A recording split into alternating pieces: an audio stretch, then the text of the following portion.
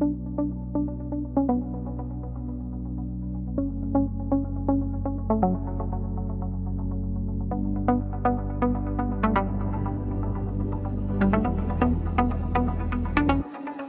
yıl oldu artık ayrıldığımız, dönüşü olmayan yollardayız biz. 3 yıl oldu artık son bakışımız, ne ay kaldı nefesin neyzi. Gözlerimden çok uzaklarda, benim içimden güzel yerdesen. Hasret olsaydı tek derdim eğer, bu ürək acısı nedendir yarim? Tozlu rəf aldım yenə bütün xatirələrimi, acılarımı unutmaq istənirəm.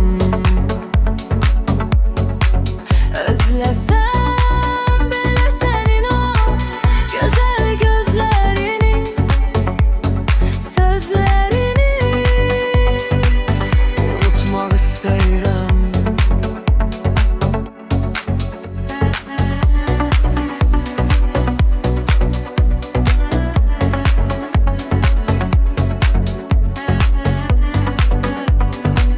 Unutmaq istəyirəm.